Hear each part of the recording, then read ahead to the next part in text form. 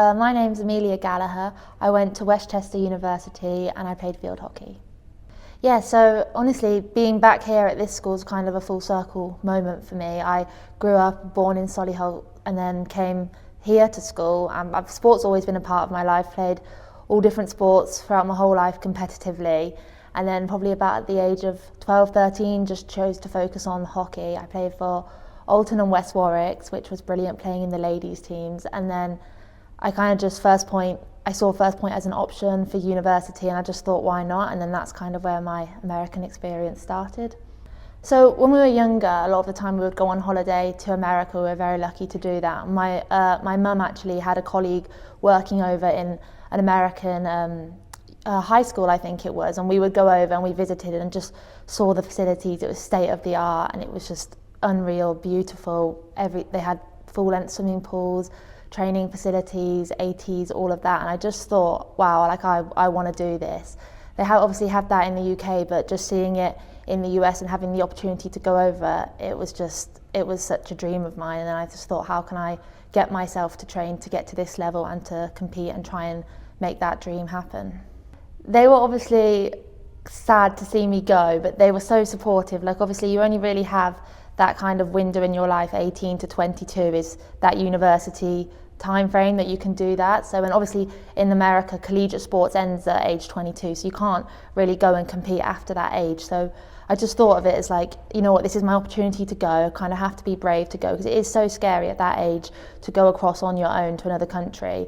But they were so supportive, and they were always like, if it's too hard, it's only a flight away really, so you can't just keep that mindset. But they were so supportive, and they wanted me to do what was best for me and go for it really.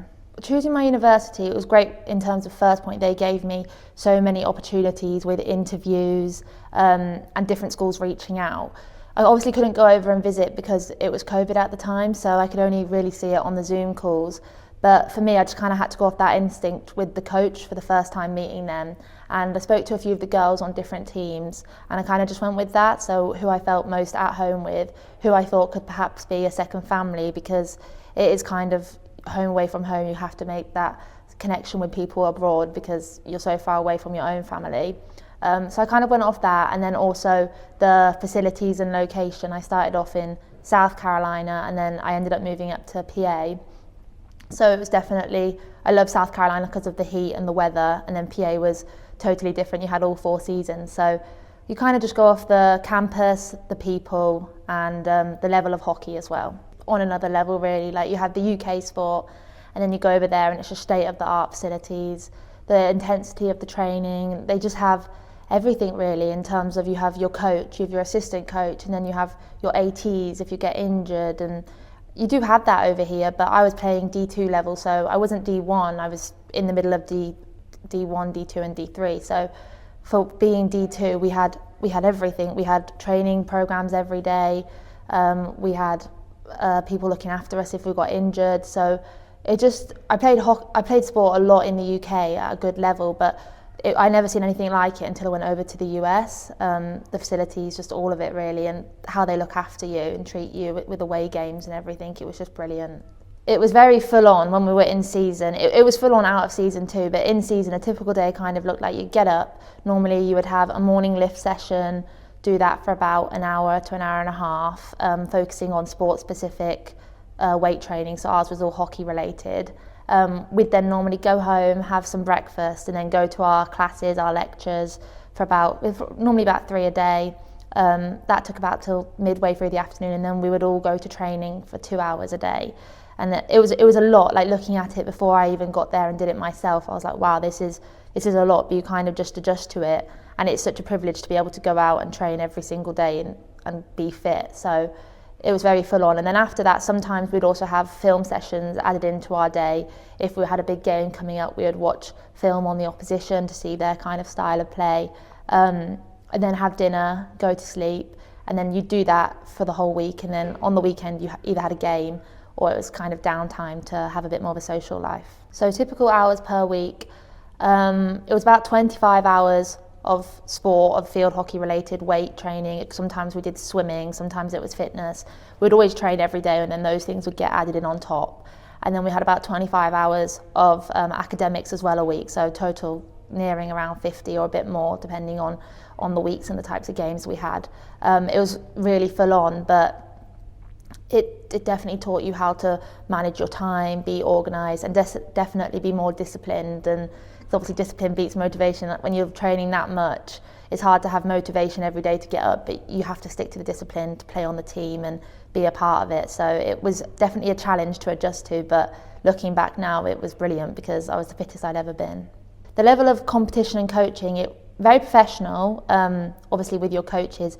They are very tough, like they are just, if you have 30 girls on a team, all on a roster, and you're all competing for a top 11 spot, it is very cutthroat and everything counts. They're watching you for your fitness, your strength and conditioning, your how you're doing on training, but not only that as well, which was great with our coaches, is they cared a lot about the academics too. So if you weren't achieving well enough in the classroom, then they would also care about that too, and they were tough on that. So it was brilliant. It was great in terms too, though, how you could have a personal relationship with them, especially being an international student, being far away from home. They were very open in terms of you could come and speak to them if you have issues, and they would definitely help you out with anything that would be different for you culturally as well.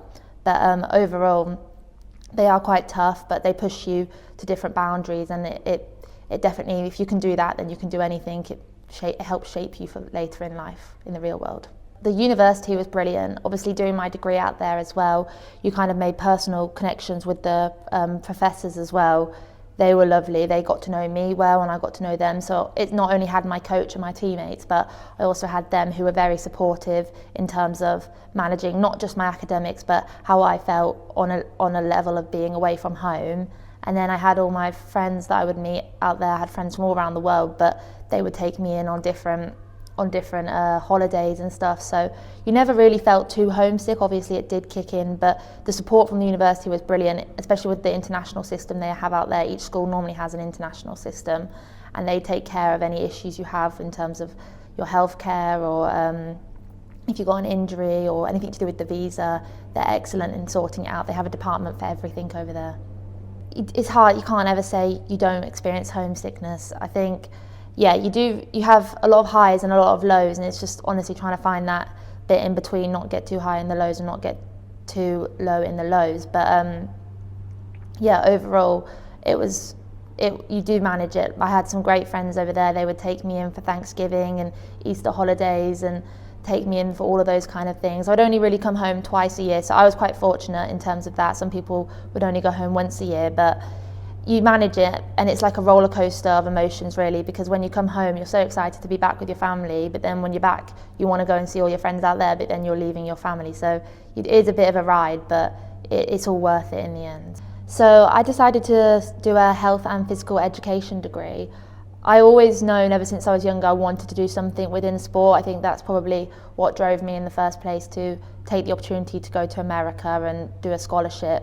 But yeah, I got a teaching degree, so I would go out in America and in my last year teach in multiple different schools in PA, which was a really great experience to see how it's so culturally different to the UK. And that honestly set me up for where I am now, having a teaching job here at Solihull School. Which I don't think I got my dream job so early in my career, and I definitely think doing First Point and going to America really helped set me apart from other candidates. So yeah.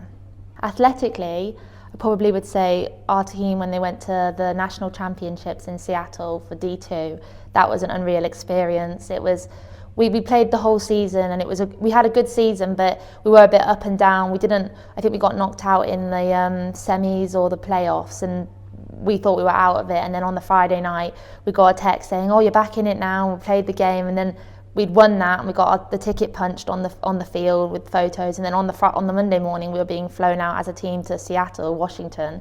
So that was a proper highlight, making it to that with all the other sports, because it was a festival season, so every sport for D2 was there competing in the national championship. So that definitely was an unreal experience. We didn't win, but just to be there and be a part of it was great. But personally, I think just the growth I've had in being there. Before I went, I would say, well, you have to be brave and independent to go in the first place, but you learn so much about yourself, and to stick with being a student athlete for 4 years, it's definitely not easy. So if you can stick at it and complete those 4 years, and you have to turn up to training every day, you have to be good in your classes and all of that kind of stuff, I'm proud of myself for just sticking at it and doing it, and then coming out with a great degree and the experience of a lifetime. So yeah, it was great. First Point were brilliant. I didn't really know too much about them when I thought about going to America, and then a friend put me in touch, and it was just absolutely fantastic. I had a shout out to Gemma Thompson, really. She helped me throughout all the recruiting time. She gave me multiple opportunities with different schools and Zoom calls, and I had a choice of universities to choose from. I started off in South Carolina at a school called Newberry College, and then I absolutely loved it there. It was like small town America, beautiful, the team was great. And then after my first semester, I wanted to transfer to a school more up north, try and get more of just a different view, a different cultural perspective. And she managed to get me that. She was so supportive, but she got me that opportunity at Westchester University, which is where I ended up and graduated at. I wouldn't have got that without her, unless she would have gone through the portal for me and set me up with footage. So a real big thanks to her, really, with that. And the aftercare with First Point is just exceptional. They help you do all the paperwork to get there, but then once you're there, and if you have any issues, they are fantastic in sorting it out. And if you want to strive for higher, transfer to a higher school, or just even to a lower school, D3 or D1, either way, they are just fantastic in that. So yeah, they were very supportive. Just believe in yourself and be brave and go for it. If you're athletically capable and you have a personality, then why not go for it? It's a once in a lifetime opportunity, and you don't get many chances to do that, and it's 4 years of your life. I just think, why not? It is a roller coaster of emotions, and you do have a lot of highs and a lot of lows, but I just think it was the most amazing experience. And my biggest endorsement I could give to First Point is that I'm trying to recommend my sisters to go there and do it, because if I could tell anyone to go, I would. I wish I could do it all over again. It was just fantastic. I visited over 20 states. I got to go to 2 different states to play D2 hockey, and I have friends all over the world, and I'm only 22, so it was the experience of a lifetime.